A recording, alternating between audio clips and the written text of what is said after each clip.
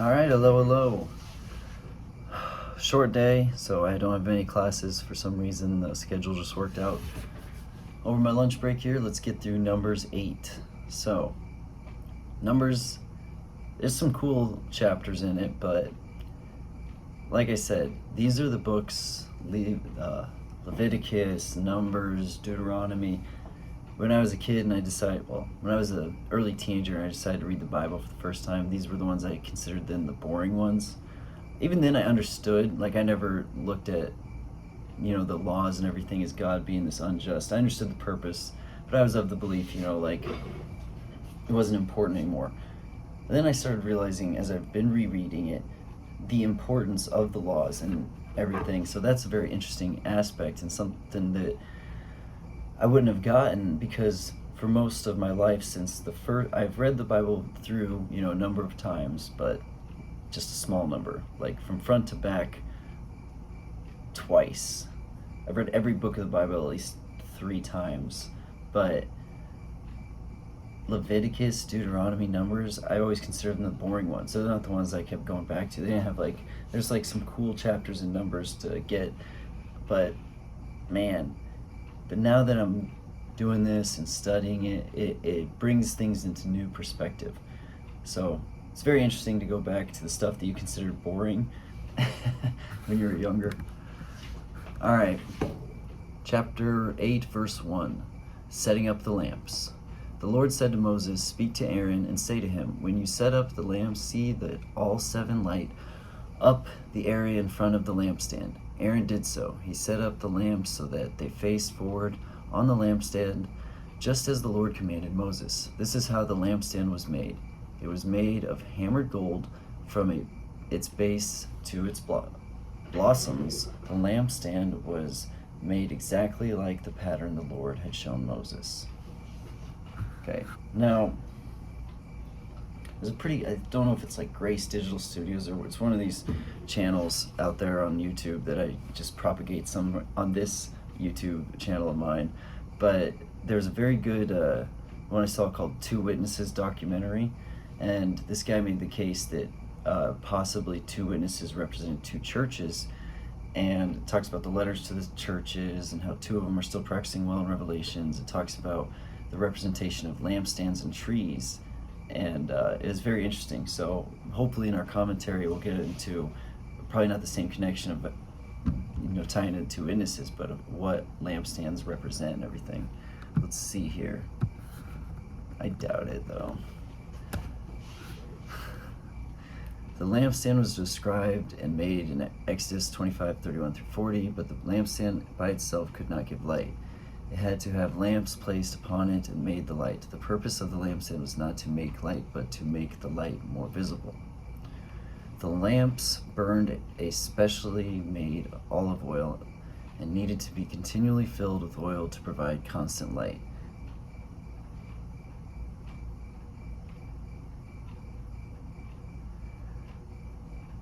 Okay, a candlestick or lamp without oil is this is the commentary by the way, of no use. Oil not burning is of no use. So a church or society of religious people with the influence of the Holy Ghost are dead while they have a name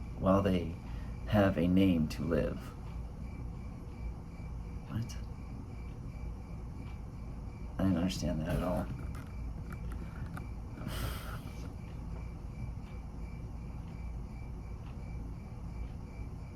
Oh, without the influence of the Holy Ghost are dead while they have a name to live. I don't understand the name to live part. But anyway, it makes sense. Like, the lampstand doesn't create the light itself does. The church is the lampstand, the people of God. Let your light shine. That song you learned in Sunday school. This little light of mine, I'm gonna let it shine. Put it up on a lampstand for those to see. It's not about being braggadocious. It's kind of like what Owen does with his family and posting the good, the beautiful, true, the beautiful. You let it shine. You show this. You show that just, uncorrupt society can be like. You show what an honest man can accomplish. You show what being grateful and grace-filled can do. It's a light that you show that inspires others. Kind of like that movie Pay It Forward or something. And the lampstands represent the people of God, or in God's light, our light shining, his light shining through us bright so all that can see. Revelations 1:20 presents lampstands as a picture of the church. Boom! Told ya, the new covenant community of God's people. By this illustration, we see the principle that the church itself does not light the world, but it does provide a platform for the light of Jesus to be seen. Yes, through us, the light of Christ, of God, can be seen. Through us, the Holy Spirit can come into us, and we can be filled with gratefulness and mercy and justice, and we can be a light to the world. And we're made in the image of God. An image, what is that? It's like, Nebuchadnezzar's building images of himself so that everyone will know that's the king. We are here to represent the image of God. We're made in the image of God. We are, through us, they will see Christ, through the way we behave, the way we act, that sort of thing. That's what it's all about. Jeez, I need to probably rush through this. It's a short chapter too. He arranged the lamps to face toward the front of the lampstand. Yeah, okay. All right, let's get back to verse 5. The Lord said to Moses, "Take the Levites from among all the Israelites and make them ceremonially clean. To purify them, do this: sprinkle the water of cleansing on them. Then have them shave their whole bodies." Ooh, that'd be hard. Especially, at least, I don't know, I've seen all these documentaries like the Israelites are white, Israelites are black. I always thought the sons of Shem were Asian, but that makes sense for the shaving because they're at least hairy. I don't know. But think about shaving your whole body, like your whole body. That's difficult. Okay, that's a very difficult task. Butt crack? Think about how hairy the Middle Eastern butt crack is. I don't know. Anyway, it says the whole body. And so they will purify themselves. Have them take a young bull with its grain offering of the finest flour mixed with olive oil. Then you are to take a second young bull for a sin offering. Bring the Levites to the front of the tent of meeting and assemble the whole Israelite community. You are to bring the Levites before the Lord, and the Israelites are to lay their hands on them. Aaron is to present the Levites before the Lord as a wave offering from the Israelites, so that they may be ready to do the work of the Lord. Ooh, there's a lot in there. Should be some good commentary.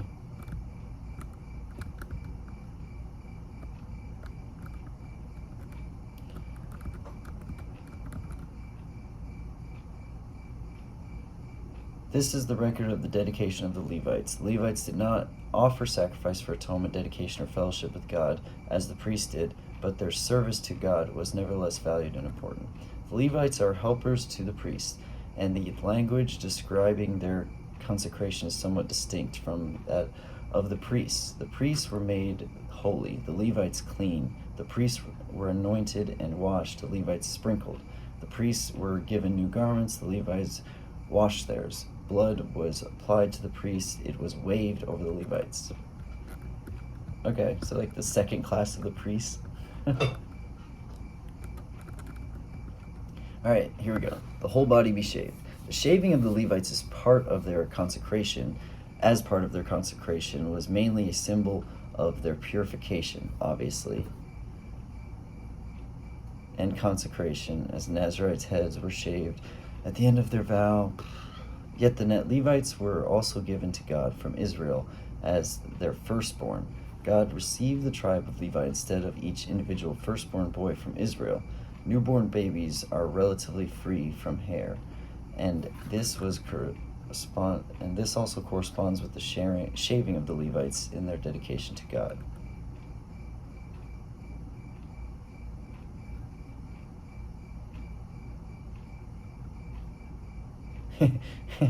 Since Semitic men were characterized generally in the ancient world by wearing beards and by ample bodily hair, shaving these men's bodies must have been regarded as a remarkable act of devotion to God.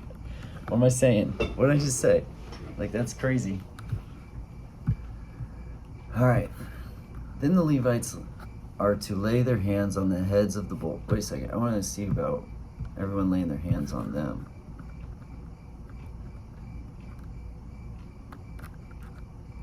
guess doesn't say anything. Then the Levites are to lay their hands on the heads of the bull, using one for a sin offering to the Lord, and the other for a burnt offering to make atonement for the Levites. Have the Levites stand in front of Aaron and his sons, and then present them as a wave offering to the Lord. In this way you are to set the Levites apart from the other Israelites, and the Levites will be mine. Yeah, the firstborn thing. After you have purified the Levites and presented them as a wave offering, they are to come to do their work at the tent of meeting. They are the Israelites who are to be given wholly to me. I have taken them as my own in place of the firstborn, the first male offspring from every Israelite woman. Every firstborn male in Israel, whether human or animal, is mine. When I struck down all the firstborn in Egypt, I set them apart for myself. And I have taken the Levites in place of all the firstborn sons in Israel.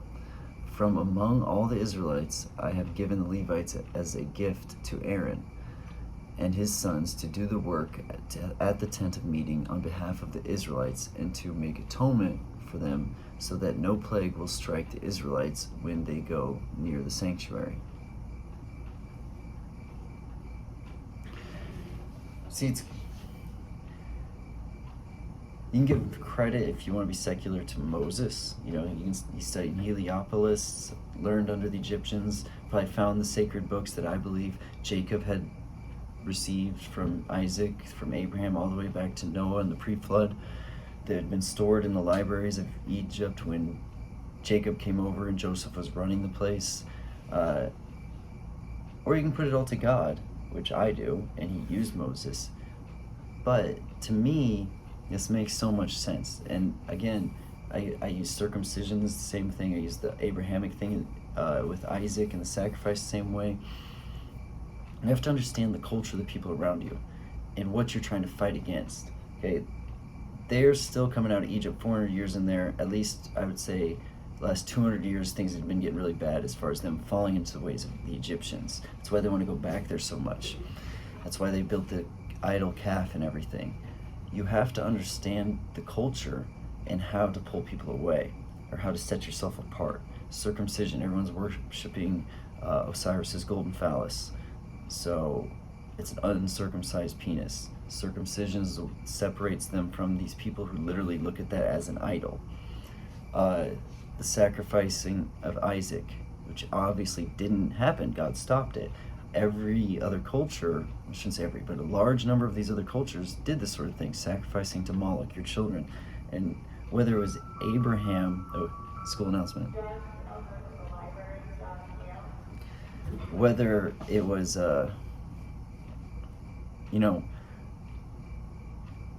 giving your child to another god was a common thing, is what I'm trying to say. So Abraham's looking around, and whether it was God telling him, which I believe, or in a secular view is him just logically thinking about this, Abraham believes in this God, his God, the God of Shem and Noah, and all this, the one true creator God. So all these other peoples are sacrificing their children to God, their gods. Do I have the same level of devotion as them? Would I be willing to do that with my promised son from God? God promised him to me. He belongs to God. Now again, I believe God did tell him. I believe there's other non-biblical, non-canonical books talk about how Isaac obviously was older. He wasn't quite as young as we think of him. And there had been a conversation between him and Ishmael about how Ishmael had been older when he was circumcised. Isaac was a baby, so his sacrifice was greater, and Isaac had bragged that he would sacrifice his life for God. Whether that's true or not, we do know that Isaac, as basically what we would consider today an adult, and Abraham went up, almost sacrificed his son, was stopped by God. So it was the culture of the time. It was a test of Abraham. Does he have the faith of these other people? It was a way, not really that God needed to know, God knew his heart, but that Abraham himself needed to know that he had the faith, and even stronger faith of these other people. And same with the firstborn sons. Every other culture, the firstborn sons, that's a thing that's the biggest dedication you can make. Your firstborn son is the best you can sacrifice to Moloch. That's the top-notch thing, you know. And he had because the Egyptians had killed all the males of Moses' generation, don't forget this, and ignored all the plagues when they were being told to release the Hebrews. Finally, God took the firstborn of Egypt. So now the firstborn of Israel are dedicated to him, but in the place of that, he puts the Levites. This is, again, from a secular view, to me this also makes sense, because the cultural norm of the firstborn child and the sacrifice and dedication or whatever that might be is big in all these cultures. That's a big thing. So you can't just totally wipe that away. You have to have some way to connect that to this new way of God's way. So God connects it through having servants of his priests who are allowed to do the work without bringing plagues upon them, and it still represents the firstborn being dedicated or sacrificed, whatever you want, culture you might be under. So you're bringing a pure way of these other cultures into your religion, because if you just totally wipe it away, people are going to rush back into that.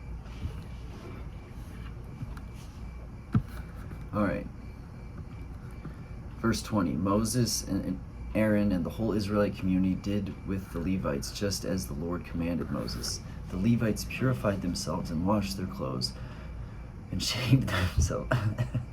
And then Aaron presented them as a wave offering before the Lord and made atonement for them to purify them. After that, the Levites came to do their work at the tent of meeting. Think about your butt hair growing back in, all stubbly. Oh, that'd been awful. Sacrifice for sure, man. After the Levites came to do their work at the tent of meeting under the supervision of Aaron and his sons, they did with the Levites just as the Lord commanded Moses. The Lord said to Moses, "This applies to the Levites. Men 25 years old or more shall come to take part in the work at the tent of meeting. But at the age of 50, they must retire from their regular service work and work no longer. They may assist their brothers in performing their duties at the tent of meeting, but they themselves must not do the work. This, then, is how you are to assign the responsibilities of the Levites." That's cool. It's like between 25 and 50, you're the ones who are taking care of the sanctuary. You're the ones who are helping out the priests and all their duties. After 50, if you want to keep coming around and helping out, fine, but you're not the one actually doing the work. You're not going to be in charge anymore. Sounds like a legit system to me. Not really. I mean, especially when you compare it to a lot of these other cultures, but that's videos for another day. Again, Numbers, when I was just trying to read through the Bible, like this is what I believe, I need to know it better, I'm going to read from Genesis all the way through to Revelations. You just try to get through Leviticus and Numbers and Deuteronomy.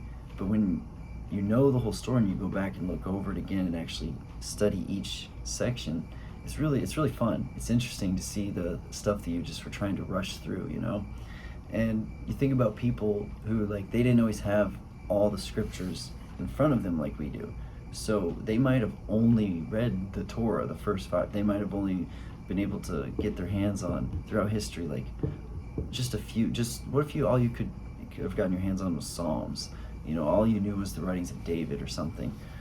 Like, now I know that the Israelites, they had like Torah school and all this stuff, especially at the time of Jesus, and there was people who always held on to it. But something tells me the whole community wasn't great at that, at holding on to it. Otherwise, why did they keep falling away so hard? Anyway, hope you guys have a wonderful afternoon, evening, or good night. God bless.